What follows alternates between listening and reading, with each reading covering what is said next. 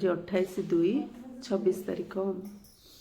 मीठे बच्चे तुम मैंने ईश्वरीय संप्रदाय तुमको ज्ञान सूर्य बाबा मिलते बर्तमान तुम्हें जागृत हो तेणु अन्य मानक जागृत कर। तुम्हें जागृत हल तुम दायित्व है अन्य मानक जागृत कर। सकाळु जी जड़े फास्ट उठी पड़े अन्य मान उठू ना नहीं। तो ये सत्य जुगर सका आसला अमृत बेला माने निजे उठिले अन्य मान अज्ञान निदरु जागृत करिया। प्रश्न अनेक प्रकार तकराल अर्थात विवाद सृष्टि होबार कारण तथा तार निवारण कौन? उत्तर जेतेବେଳେ देह अभिमान रे आस सेतेବେଳେ अनेक प्रकार विवाद सृष्टि होछि। मायार ग्रहचारी अर्थात खराब ग्रहर प्रभाव रे आसी जाउछ। देह अभिमान रे आसले खराब ग्रह पड़छि बुझिनि सेठु झगड़ा होछि। तो झगड़ा करिया भल ग्रह ना खराब ग्रह? बाबा कहते देही अभिमानी हो सेबारे लगी जाओ। ग्रह खराब थे क्या कथा हबार नहीं। देही अभिमानी हुआ सेबार लगी जाओ। हाँ जो झगड़ा कर जानिए मोर ग्रह खराब। ज्योतिष माने मध्य कहउछे ग्रह खराब अछि एने तेने आमे ज्योतिष पाखु जिया दरकार नहीं। आमे जतले झगड़ा करियार मूड आसी भाबी मोर ग्रह बड़ खराब पड़छि ओली सरला तो आ कड़। सर्वदा जोगर यात्रा रुह तेबे ग्रहर प्रभाव समाप्त हो जाए। बाबा को याद कर। क्या सहित झगड़ा कर इच्छा लाडू बाबा पाखे बस पड़ बाबा सहित झगड़ा कर है जोग होगा से झगड़ाटा जोगर बदलीगला आ खराब ग्रह आमर समाप्त हो। ओम शांति। रुहानी संतान मान पाखक रुहानी पिता श्रीमत दवापाई बा बुझेवाई आसछन्ति। एक कथा तो पिला माने बुझी गले जे ड्रामार योजना अनुसार ही समस्त कार्य हब। बाकी अल्प समय रही भारत को रावणपुरी पुणी विष्णुपुर परिणत करार अच्छी। तेबे बाबा मध्य गुप्त अटंती पाठपढ़ा गुप्त अटे। सेंटर तो बहुत अच्छी छोट बड़ गाँ मानक छोट बड़ सेंटर सब रही पिला माने मध्य बहुत अच्छे। एबे पिला माने चैलेंज तो करछन्ते एवं लेखिदेबार मध्य अच्छी। जेतेବେଳେ कोनोसी पुस्तक तैयारी करछो तेबे सेतिर लेखिबार मध्य अच्छी जे आमे निजर ए भारत भूमि को स्वर्ग रे परिणत करी छाड़िबो। चैलेंज आमे तो भारत को स्वर्ग करिके ही छाड़िबो। तुमको मध्य निजर भारत भूमि बहुत प्रिय अटे कारण तुम जानिच एई भारत ही स्वर्ग थिला। यहाँ को 5000 वर्ष हो गले। भारत बहुत गौरवशाली थिला। यहाँ ही स्वर्ग थिला। तुम्हें ब्रह्म मुख वंशावली मानक ही ए ज्ञान जना अछि। ए भारत को निश्चित भाव में श्रीमत आधार रे आमको स्वर्ग करने को हेबो। समस्त को रास्ता बतेबा को हेबो। एथिरे कोनोसी खिटपिटर कथा नहीं। समस्त को ज्ञान सुनिया पे कोनोसी खिटपिटर कथा नहीं। पर प्रचार करबा जहा कि खबर कागज रे मध्य चित्र बाहरिबो।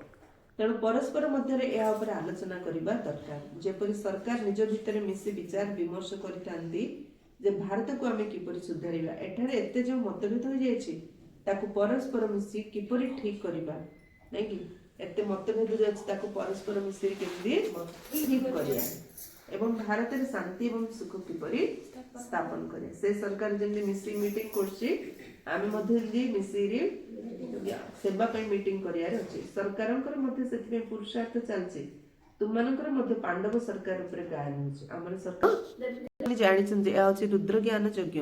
रुद्र कहा जाछि ईश्वर पिता श्री बाबा को गायन मध्य अछि जे वास्तव रे बाबा आसी रुद्र ज्ञान यज्ञ रचना करथिले। सेमान तो लंबा चौड़ा समय लिखि दैछन्ति कारण समस्ते अज्ञान निद्रा रे सोई रहिछन्ति नै कि लक्ष लक्ष वर्ष ड्रामा आ लक्ष लक्ष जन्म नौछि मनीष। ए सब काहेकि लिखिछन्ति कहउछन्ति ना अज्ञान निद्रा रे सोई रहिछन्ति। एबे तुमको बाबा से जागृत करछन्ति। तुमको पुणी अन्य मानको जागृत करि हबो। सिंपल रे देखो कुआडे का जीवाउ थिबो ताको निद भांगी जाउछि। किछ काम नथिले कोन कहउछन्ति हां जिबिनी कि हां उठी निली सही रहउछन ना नहीं। जे जानि देबो ए टाइम घरे दि जण अछन्ति ट्रेन रे जिबार अछि जन टाइम जानछि ताको निद होबनी से उठी रेडी हम आउ जन को उठाऊ ताको टाइम जणे नहीं ना टिके उठी पड़ी टिके तू रेडी होनु मु उठी पड़ी तू रेडी होनु कई सोची ना नहीं। सेमती बाबा मु 5000 वर्ष कहीदेले आमे रेडी होचे जी लक्ष लक्ष वर्ष भाबुची सी अज्ञान निदरे सोची से आउरी जानी ट्रेन टाइम सत्यजुग ट्रेन पळि आसलाणी ताको आउरी जणा नहीं।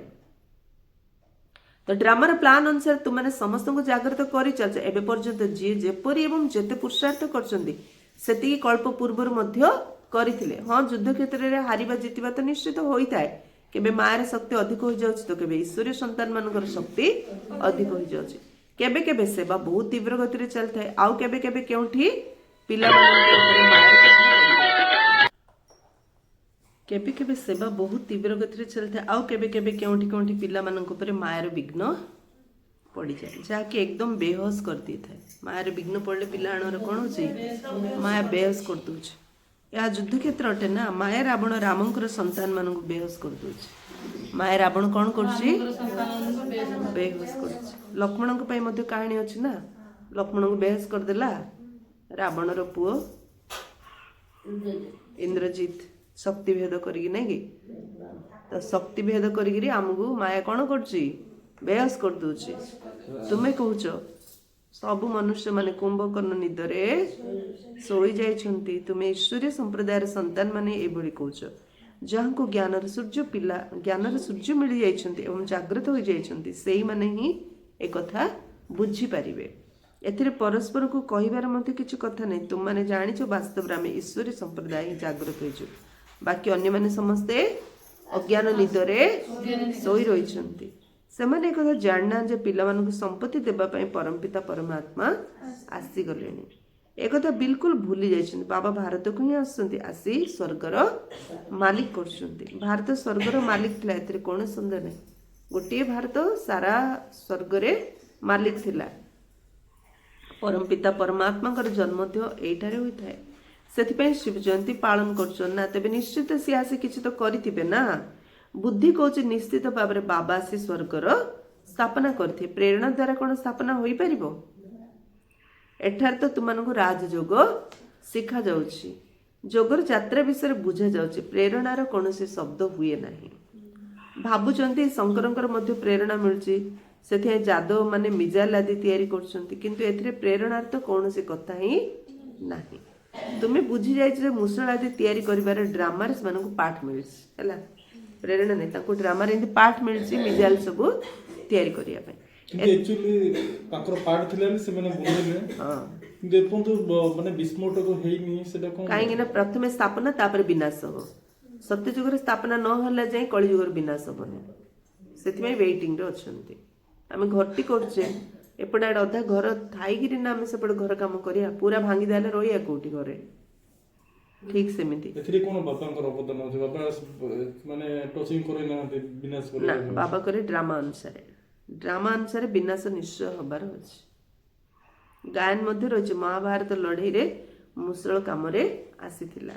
तबे जा अतीत हो जायछि तार पुणी पुनरावृत्ति हेबो।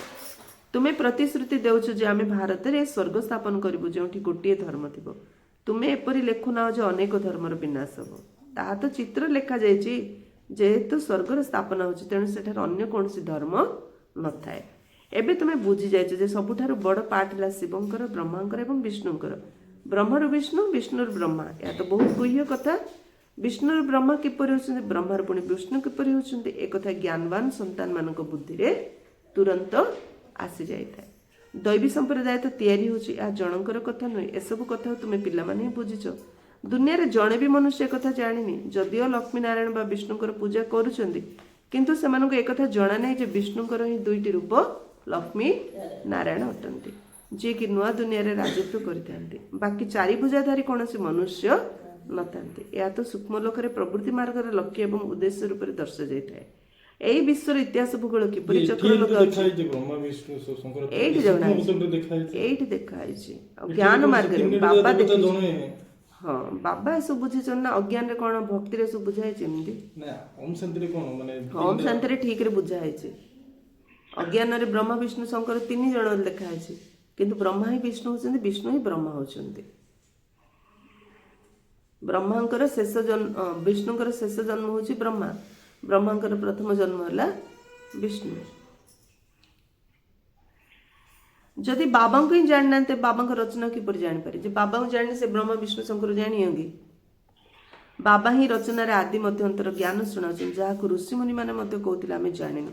जदि बाबा को जानी थांते तबे रचनार आदि मध्यंत को जानी थांते।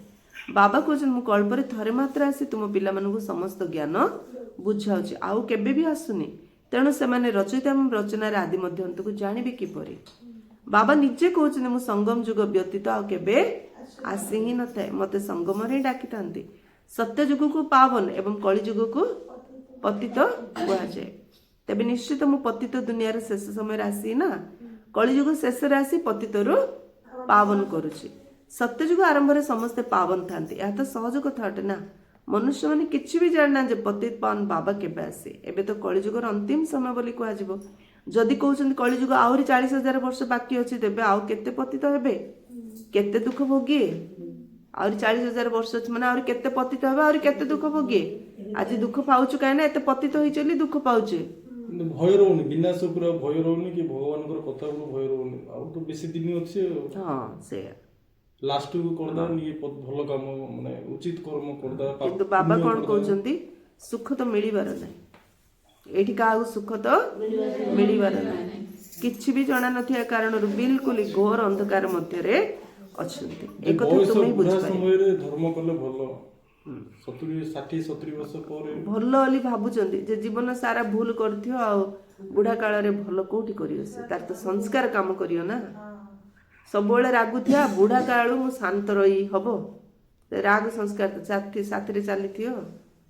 ସେମିତି କହ ଜୀବନ ସାରା ଯିଏ ସୁଧୁରିନି, ବୁଢା କାଳୁ ସୁଧୁରି ଯିବ। ତେଣୁ ପିଲାମାନଙ୍କୁ ପରସ୍ପର ମଧ୍ୟରେ ଆଲୋଚନା କରିବାକୁ ହବ।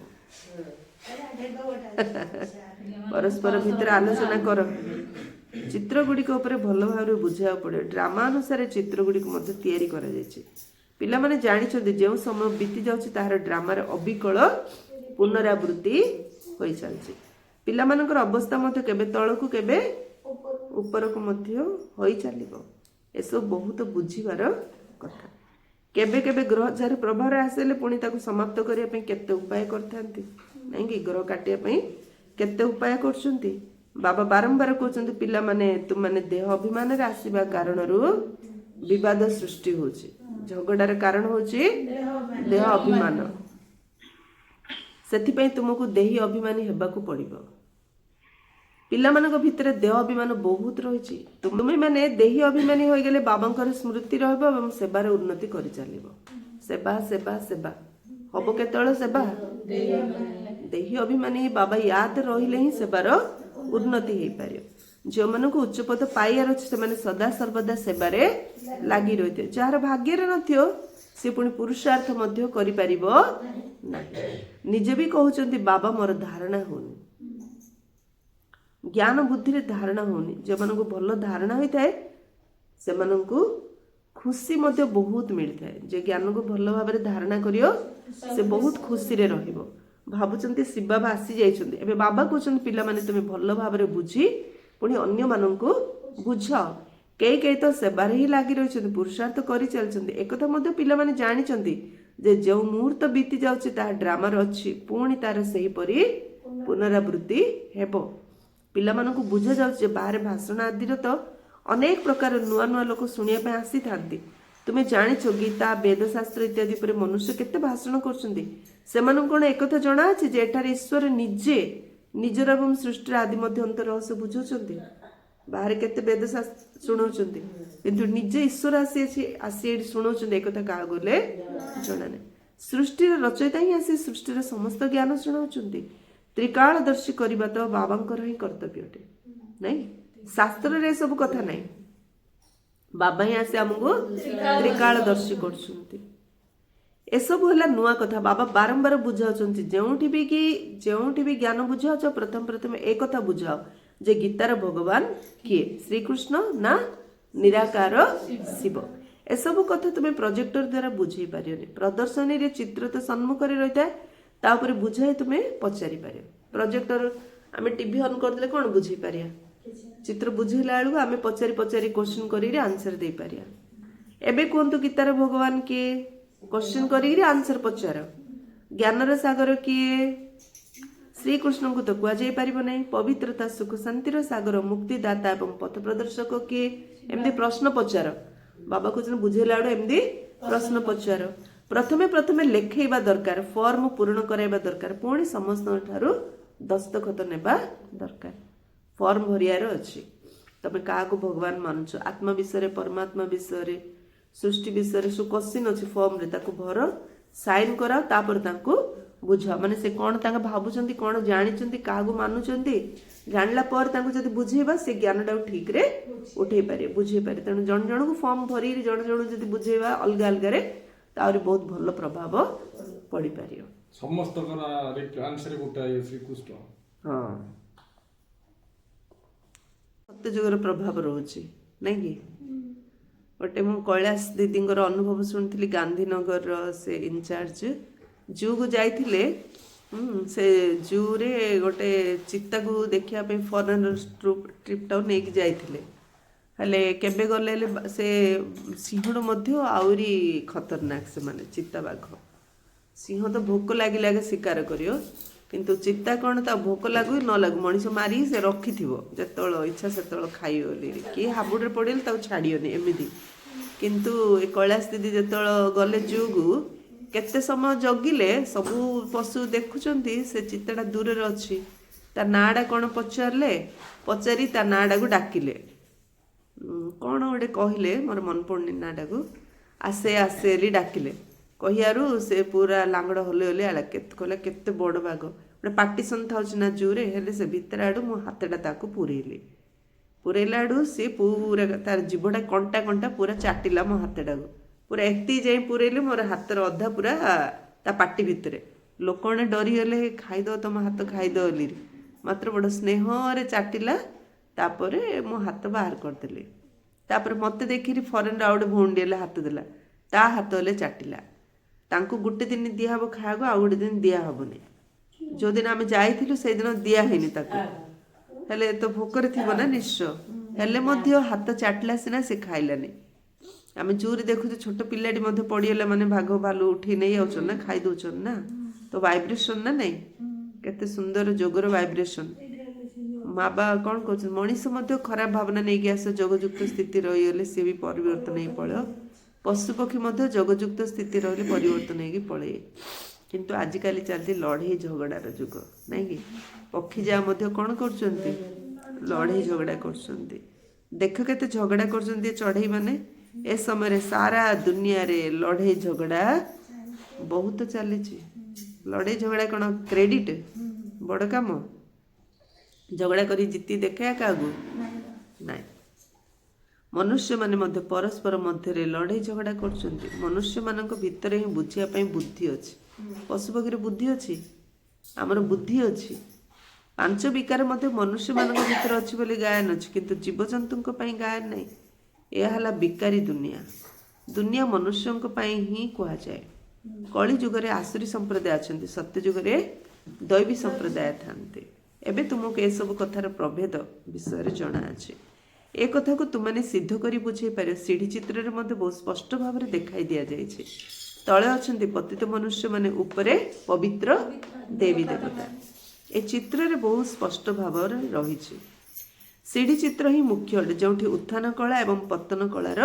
वर्णना करा सीढ़ी चित्र क्या बुझेबा सहज लगुच ना नहीं ए सीढ़ी चित्र बहुत भल चित्रटे एभली कौन लिखा दरकार जहाद्वारा मनुष्य बिल्कुल भल भाव में बुझीजे जे निश्चित भाव में यह पतित दुनिया अटे पावन दुनिया स्वर्ग थिला एठारे समस्ते पतित कई जड़े भी पवित्र नहांती राति दिन तुम भितर चिंतन चलिया दरकार ए चिंतन चलिया दरकार बाबा जो कौन कहते गोटे गोटे कथा बसी चिंतन चलिया दरकार आत्मप्रकाश बच्चा चिट्ठी लिखि पचारुछि बाबा ए चित्र तैयारी करिबा बाबा कहते विचार सागर मंथन करी कौन भी चित्र तैयारी कर किंतु सीढ़ी चित्र बहुत भल होगा दरकार यह उपर बहुत भल भाव में बुझे पार 84 जन्म शेष करी पुणी प्रथम नंबर जन्म नहीं तेणु पतन उत्थान को जीवाक पड़ो आमर क नंबर जन्म एडा प्रथम नंबर जन्म 84 जन्म सरला एडा आमर प्रथम नंबर जन्म संगम जुग 1 सत्य जुग 8 त्रेता जुग 12 टोटाल केते जन्म 21 जन्म तो ये हूँ आमर प्रथम नंबर जन्म एथिरे प्रत्येक विचार चलवा दरकार नचेत सेवा किपरि करि पारे ज्ञान विचार चलले तो सेवा करी अन्य मानक बुझेबा चित्र उपरे बुझा बहुत सहज होता है सत्य जुग पर सीढ़ी रे खसिबा को पड़ी था एक कथा मध्य पिला माने जानिछंती जे जदि आमे पाठधारी अटु तुमे एठारु ट्रांसफर होई सीधा सड़क सत्यजुग को जाई न था प्रथमे शांति धाम को जीवाकू हेबो ना लोक कहते 84 लाख जन्म जोनी कहते किंतु बाबा कहते 84 जन्म एटा केमती गोटे परफेक्ट रिप्लाई देबा पड़ियो से 84 जन्म रो हिसाब बाबा कहउचंती तांके 84 लाख जोनी रो हिसाब देई परिए कि ता अर्थ प्रमाण किछि नाइ बाबा हम क्लियर करी कहले सत्य जुग रे 8 जन्म 150 वर्ष त्रेता जुग रे 12 जन्म 125 वर्ष द्वापर जुग रे केते जन्म 21 जन्म कली जुग रे 42 जन्म क्लियर करी बाबा कहउछ के कहि पारि एमती तुमे एठारु ट्रांसफर सीधा सड़क सत्य जुग को जाई न था प्रथमे शांति धाम को जीवा कहबो हाँ तुमମାନଙ୍କ ଭିତରେ क्रम अनुसार अछन जे निजको ए ड्रामार पाठधारी बोली भाबुचंती ହେଲା ଦୁନିଆରେ ଏଭଳି କେହି ବି କହିପାରିବେ ନାହିଁ ଯେ ମୁଁ ପାଠଧାରୀ ଅଟେ କହିପାରିବେ କିଏ ମୁଁ ପାଠଧାରୀ ହେଲେ କିଏ କହିପାରିବେନି ଆମେ କିଏ କେମିତି ପୁରୁଷାର୍ଥ କରୁଛୁ ଏତିକି ତ ଆମେ ସ୍ପଷ୍ଟ ରୂପେ ଜାଣୁଛୁ ମୁଁ ଗୋଟେ ମୁଁ ଆତ୍ମା ପାଠଧାରୀ ଆମେ ଲେଖୁଛେ ମଧ୍ୟ ଯେ ଯଦି ପାଠଧାରୀ ହୋଇବି ଡ୍ରାମାର ରଚୟିତା ନିର୍ଦ୍ଦେଶକ ଆଦି ମଧ୍ୟ ଅନ୍ତକୁ ଜାଣି ନାହାନ୍ତି ତେବେ ସିଏ प्रथम नंबर बोका अटंती ड्रामारे रोल करछ जणे मात्र ताकू जणा नहीं ड्रामार डायरेक्टर किए तो बोका लिखो आजब ना नहीं स्टोरी कौन ताकू जणा नहीं खाली डायलॉग मारुची मात्र स्टोरी कौन जणा नहीं डायरेक्टर किए जणा नहीं प्रोड्यूसर किए जणा नहीं कि स्टोरी रो फाइनल रिजल्ट किछि जणा नहीं बोका लिखो आजब ना नहीं तो तार रोल डाली सिंधिया हबो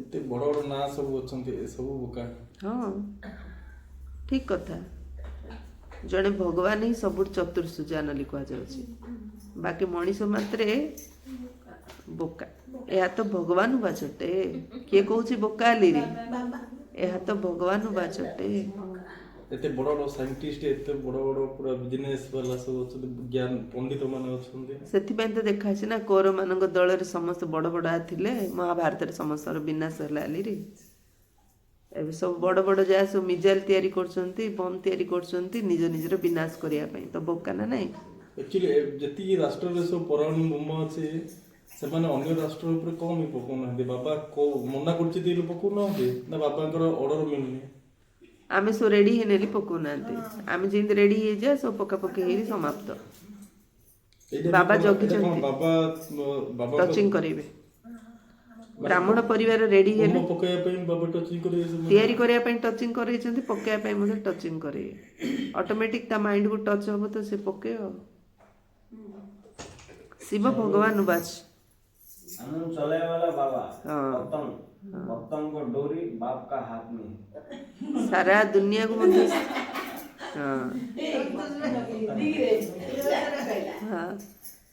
यह तो भगवान बाचटे शिव भगवान बाच ब्रह्मांक शरीर द्वारा ज्ञानर सागर से निराकार अटंती जहाँकर निजर शरीर नाही यह बुझिया पई बहुत भल जुक्ति अटे तुम पिला मानक बहुत निस्सा रहिबा दरकार आमे कोन कार निंदा करछु कि निस्सा रहया दरकार आमे एडी बसी कोन कार निंदा करछु कि यह तो ठीक कथा ना चाला गेली कोथो झगड़ा करथि त बोका लिखो आजो ना एडा तो ठीक कथा ना चाला का को आजो जे चुप रहिबो गंभीर रहिबो समस्यार समाधान करूथिबो ताकू चतुर लिखो आजो ना नहीं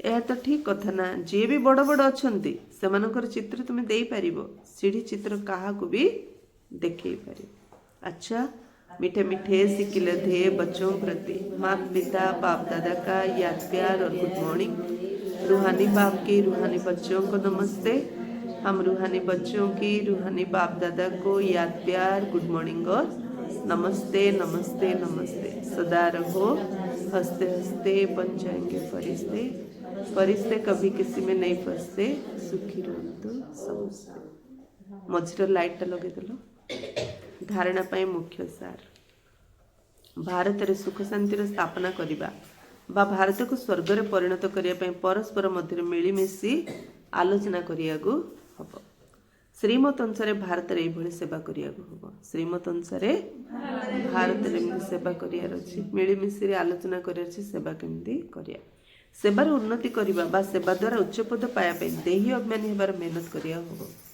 कौन कहले बाबा सेवारे आमे सफलता चाहूँ सेवारे आमे उन्नति चाहूँ तापे मुख्य है देही अभिमानी सेवा कले ही सेवारे आमे उन्नति करि परिबा ज्ञानर विचार सागर मंथन करने को प्रमिला भूणी कौन भावुच कौन करिया आज बाबा कौन कहले टिके विचार सागर मंथन करियो कौन विचार सागर मंथन करियो लड़ाई झगड़ा रे टाइम वेस्ट न करिगिरी आत्मअभिमानी स्थिति रे केमती रहिबी सेटा लक्ष्य रखियो ताहले सेवा आपे आम द्वारा हो नहीं कि जे बाबार याद रहिबो आत्मिक स्थिति रो बाबा तो टचिंग करिवे ता द्वारा सेवा करिवे आ से वाइब्रेशन समस्त ऊपर पड़ियो प्रमिला भूणी कौन चिंतन करिया कहले बाबा कौन चिंतन करिया बाबा रे श्रीमंत्री चलिया बाबा कौन कहउचंती चिंतन करिया आखर अन्य मानकु बुझियार अछि ना नहीं वरदान पवित्रता आधार रे सुख शांति अनुभव करथार नंबर 1 अधिकारी जो पिला माने पवित्रतार प्रतिज्ञा को सदा सर्वदा स्मृति रे रखिथांती सेमानंको स्वतः ही सुख शांति अनुभव होई थाए तेणु पवित्रतार अधिकार नेबारे नंबर 1 हेबा पवित्रतार अधिकार नबारे नंबर 1 हेबा अर्थ सर्व प्राप्ति रे नंबर 1 हेबा जे पवित्रतार नंबर 1 से सर्व प्राप्ति रे नंबर 1 सेति पई पवित्रतार मूल दुआ को केबेले दुर्बल करनी पवित्रता भांगी देगिरी हाँ बाबा कहउचंती जे पवित्रतार मूल दुआ केबे हेले दुर्बल करिया होबनी तेबे जाए शेष आसले तीव्र पुरुषार्थ कर आगू बढ़ी पारे लास्ट फास्ट कहन ना लास्ट आसी फास्ट किए जापर जे संपूर्ण पवित्रता को धारण कर तेबे जहाँ भी हो जाओ किंतु ए पवित्रता धर्म रे सर्वदा स्थित रहा हम जहाँ भी हो जाओ मते तो पवित्र रही अच्छे चाहे व्यक्ति चाहे प्रकृति चाहे परिस्थिति जेते भी हलचल करिया चेष्टा करू किंतु निजर स्वधर्म को केबेल छाड़ियार नहीं कौन आमर स्वधर्म पवित्रता चाहे परिस्थिति आसू हलचल करू चाहे परिस्थिति चाहे कौन से व्यक्ति कि केते हलचल करू मात्र मोर स्वधर्म पवित्रता मते पवित्रता छाड़िबार नाही सेति जेते भी कष्ट सहन करिया पड़ो बा माटी रे मिसिया पड़ो जेते भी कष्ट सहन करिया पड़ो बा माटी रे मिसिया को पड़ो बुझिले डॉक्टर सचिन भाई हाँ से निजर अनुभव कहते जर हेले रुटी करी खाया पड़ुची आगे एका रोचंती जॉब करचंती सेवा करचंती रूम रे गोटे नैचंती तो से हेले सेतळ बाबार सहयोग कौन अनुभूति होची नहीं कि जेतळ जोड़ा दरकार समस्त करी दे दोतले बाबार सहयोग कौन अनुभव होबो कि गोटे निष्ठा रे जे रहिबो ता द्वारा कौन प्राप्ति होची से अनुभव करि पारियो काली गोटे गपड़ी पढ़ुथली गोटे ब्राह्मण रामायण पढ़ुची मात्र तार पैसार अभाव हेले से जाउतिला गोटे साधुटी मिसिला ताकू दी जण सांग हेले कथा हेले खाइयार अभाव कौन करी पचारे साधु कहले तमे रामायण पढ़ुच पर मते शुण तमे सबुदिन रामायण शुण था तुम खायार बंदोबस्त मु करी मु जीवी मु भिक्षा मागी आनी तुमको तमर मोर मिसई खाया हेले सेमती के दिन चलला हेले मते ब्राह्मण मन रे दुख जे अभाव तो अच्छु ना मोर अभाव किन दूर हम तुम कौन चाहूच ना मत जदि टे धन मिल जाता केते भल होता साधु कहले एटा गोटे कथा गोटे तिंका गोटे बाहर कले से छांछुणी केर गोटे बाहर करी पकेदेले कहले केते धन दरकार नियो से जेते धन चाहे मिलला हेले ब्राह्मण टी कहला एते धन देल जे सुना देल जे मु नहीं रखी कोडी मो पार तो घर नाही हेले साधु कहले हो तथास्तु माने तब सातपुर बिल्डिंग गोटे साइड संगे संगे मॉल ठिया आई पड़ला बड़ खुशी रे चलिए रामायण पढ़ुथिए से शुणुथिए चलथिला खुशी रे दिन हेले घर देल सुना देल जे आ गोटे स्त्री होते परिवार गोटे करथांती एका एका लगुच से रुटी टे करी खाया दे था खाई शांति रही था कहले देख से झीटा जाऊ से पसंद हो कहले हाँ आ जाओ ताकू कहला सी हाँ कहला बाहला के दिन खुशी रे चलला तापर कहला स्त्री अच्छी जे गोटे पुड़ी हेले भल था साधु कहले तथास्तु सब साधु पचारते आ कौन दरकार पचारथे से जोड़ा जोड़ा कहते तथास्तु तथास्तु कहले तार सब कम हो जाऊ तापर आउ थे दिन साधु पचारे आउ कौन दरकार कहले मत टे परमात्मा साक्षात्कार कर दौन कहले एटा आउ हो पारे ତମେ ଜଗତ ପଛରେ ପଡୁଛ ନା, ଯେ ଜଗତ ପଛରେ ପଡୁଛି ସେ ଜଗତ ପିତାକୁ ପାଇପାରିବନି, ତମେ ଜଗତରେ ଆଗ ପଡିଥ କହିକି ସାଧୁ ସେଇଠୁ ପଳେଇଲେ। ଜଗତରେ କଣ ଦରକାର କୁହ ଦଉଥି ତମେ ନଉଥ, ବାକି ଜଗତ ପିତା ପାଇବାର ଅଛି ମାନେ ଜଗତର ବୁଦ୍ଧି ହଟେଇଲା ହାଗା ଜଗତ ପିତାକୁ ତମେ ପାଇପାରିବ। ସମସ୍ତେ କାହିଁକି ଦୁଃଖୀ? ଜଗତ ପଛରେ ପଡୁଛନ୍ତି। ଆମେ କାହିଁକି ସୁଖୀ? ଜଗତ ପିତା, ଜଗତ ପିତାଙ୍କୁ ଯିଏ ମନ ପକେଇବ ସେ ସୁଖ ରହିବ, ଆଉ ଯେ ଜଗତ ପଛରେ ପଡିବ ସିଏ କେବେ ସୁଖ ପାଇପାରିବନି। କାରଣ ଜଗତ ତ ମିଥ୍ୟା ନା, ଶରୀର ବିନାଶୀ, ଆଖିରେ ଯାହା ଦେଖୁଛ ସବୁ ବିନାଶୀ। ବିନାଶୀ ଜିନିଷରେ ପଡିଛେ, ଅବିନାଶୀ ସୁଖ ଚାହୁଁଛେ, ମିଳିବ କେବେ? ଯୋଉଥିରେ ଯୋଉ ଟେଷ୍ଟ ନା, ରାଗ ତରକାରୀ ଖାଉଥିବ ରସଗୋଲାର ମିଠା ଚାହୁଁଥିବ, ମିଳିବ କି? ମିଠା ଖାଇଲେ ମିଠାର ଟେଷ୍ଟ ମିଳିବ, ରାଗ ଖାଇଲେ ରାଗର ଟେଷ୍ଟ ମିଳିବ। ଜଗତ ହଉଛି ରାଗର ଟେଷ୍ଟ, ଯାହାକୁ ଯୋଉଟା ପସନ୍ଦ, ନାଇଁ କି? ଯାହାକୁ ଯୋଉଟା ପସନ୍ଦ। ସେଥିପାଇଁ ବାବା କଣ କହିଦେଲେ? ବାବା କଣ କହିଲେ? ଚାहे ବ୍ୟक्ति चाहे प्रकृति चाहे परिस्थिति ଯେତେ ବି ହଲଚଲ କରିବାକୁ ଚେଷ୍ଟା କରୁ କିନ୍ତୁ ନିଜର ସ୍ୱଧର୍ମକୁ କେବେ ଛାଡ଼ିବାର ନାହିଁ। ସେଥିପାଇଁ ଯେତେ ବି କଷ୍ଟ ସହନ କରିବାକୁ ପଡୁ ମୋ ମାଟିରେ ମିଶିବାକୁ ପଡୁ, ମତେ ପବିତ୍ର ରହିବାର ଅଛି। ସ୍ଲୋଗାନ ଯଦି ବ୍ୟର୍ଥ ରୂପକ ଦୋଷ ଠାରୁ ନିର୍ଦୋଷ ଅର୍ଥାତ୍ ମୁକ୍ତ ରହିବ ତେବେ ସଚ୍ଚା ସଚ୍ଚା ମହାତ୍ମା ହୋଇଯିବ। ଏବେ 2 ଦିନ ତଳେ ବାବା ମହାତ୍ମା କାହାକୁ କହିଥିଲେ? ଯିଏ ସହିବ, ଯିଏ ନଇବ ସିଏ ମହାତ୍ମା। ଆଜି ବାବା କଣ କହିଲେ? ଯେ ବ୍ୟର୍ଥ ଦୋଷ ଠାରୁ ନିର୍ଦୋଷ ଅର୍ଥାତ୍ ମୁକ୍ତ ରହିବ। ବ୍ୟର୍ଥ ସଂକଳ୍ପ, ବ୍ୟର୍ଥ କଥାବାର୍ତ୍ତା, ନାଇଁ କି? କାଲି କୁଲଦୀପ ଭଉଣୀ କହୁଥିଲେ, ଜଣେ ଆସିଥିଲେ ଆମ ଆଶ୍ରମକୁ, ଜଣେ କହିଲେ ଆପଣ ଆଶ୍ରମର ଭାଇବ୍ରେସନ ବହୁତ ପାୱାରଫୁଲ, ବହୁତ ଶକ୍ତିଶାଳୀ ଲାଗୁଛି। କହିଲେ ଗୋଟେ କଥାଟି ପଚାରି କେମିତି ଆପଣ ଆଶ୍ରମର ଭାଇବ୍ରେସନ ଏତେ ପାୱାରଫୁଲ ଲାଗୁଛି? ତ ଦିଦି କହିଲେ ଆମେ ଆଶ୍ରମରେ ଜ୍ଞାନର ଛଡା ଅନ୍ୟ କୌଣସି କଥା, ଆମେ ବ୍ୟର୍ଥ କଥା କେବେ ହଉନୁ, ସେଥିପାଇଁ ଆଶ୍ରମର ଭାଇବ୍ରେସନ ବହୁତ ଶକ୍ତିଶାଳୀ। ତ ବାବା କଣ କହୁଛନ୍ତି? ବ୍ୟର୍ଥ ହଉଛି ଗୋଟେ ଦୋଷ, ବ୍ୟର୍ଥ କଥାବାର୍ତ୍ତା ହବା ଦୋଷ। ଏଥିରୁ ନିର୍ଦୋଷ ଯିଏ ହବ, ମୁକ୍ତ ରହିବ, ସିଏ ହବ ସଚ୍ଚା ସଚ୍ଚା ମହାତ୍ମା। ଖାଲି ଜ୍ଞାନ ଶୁଣିଦେଲେ ହେଇଯିବାନି ମହାତ୍ମା। ଜ୍ଞାନ ମାନେ ଜ୍ଞାନ ଆଗା, ଅଜ୍ଞାନ କଥା ହବା ହବନି। ଆର ଦୋଷ କାଢୁଥିବା, ତାର ଦୋଷ କାଢୁଥିବା, ଆକୁ କହୁଥିବା, ତାକୁ କହୁଥିବା, ନା ସେ କେବେ ମହାତ୍ମା ହବ, ନା ସେ ଜାଗା କେବେ ଶକ୍ତିଶାଳୀ ହବ। ଅବ୍ୟକ୍ତ ଇଶାରା, ଏକତା ଏବଂ ବିଶ୍ୱାସର ବିଶେଷତା ଦ୍ୱାରା ସଫଳତା ସମ୍ପନ୍ନ ହୁଅ। ବାପଦାଦା ଚାହୁଁଛନ୍ତି ଯେ ମୋର ପ୍ରତ୍ୟେକ ସନ୍ତାନ ଏକ ରସ ଭାବରେ ଶ୍ରେଷ୍ଠ ସ୍ଥିତିର ଆସନଧାରୀ, ଏକାନ୍ତବାସୀ, ଅଶରୀରୀ, ଏକତା ସ୍ଥାପନାକାରୀ, ଏକ ନାମୀ ଏବଂ ଇକୋନୋମିର ଅବତାର ହୁଅନ୍ତୁ। ପରସ୍ପରର ବିଚାରକୁ ବୁଝିବା ସହିତ ପରସ୍ପରକୁ ସମ୍ମାନ ଦେଇ, ପରସ୍ପରକୁ ସାବଧାନ କରାଇ, ବିଚାରର ଆଦାନ ପ୍ରଦାନ କରି ସଂଗଠନର ଶକ୍ତି ସ୍ୱରୂପକୁ ପ୍ରତ୍ୟକ୍ଷ କର। କାହିଁକିନା ତୁମମାନଙ୍କର ସଂଗଠନର ଏକତାର ଶକ୍ତି ସାରା ବ୍ରାହ୍ମଣ ପରିବାରକୁ ସଂଗଠିତ କରିବାର ନିମିତ୍ତ ହବ। ବାପଦାଦା କଣ ଚାହୁଁଛନ୍ତି? ମୋର ପ୍ରତ୍ୟେକ ସନ୍ତାନ ଏକ ରସ। କେମିତି ଚାହୁଁଛନ୍ତି? ମନର ସ୍ଥିତି କଣ ଚାହୁଁଛନ୍ତି? ଏକ ରସ। ମନର ସ୍ଥିତି ଏକ ରସ ଭାବରେ ଶ୍ରେଷ୍ଠ ସ୍ଥିତିର ଆସନଧାରୀ, ଏକାନ୍ତବାସୀ, ଅଶରୀରୀ, ଏକତାର ସ୍ଥାପନାକାରୀ, ଏକ ନାମୀ ଏବଂ ଇକୋନୋମି ର ଅବତାର ହୁଅନ୍ତୁ। ପରସ୍ପରର ବିଚାରକୁ ବୁଝିବା ସହିତ ପରସ୍ପରକୁ ସମ୍ମାନ ଦେଉ, ପରସ୍ପରକୁ ସାବଧାନ କରାଇ, ବିଚାରର ଆଦାନ ପ୍ରଦାନ କରି ସଂଗଠନର ଶକ୍ତିର ସ୍ୱରୂପକୁ ପ୍ରତ୍ୟକ୍ଷ କର।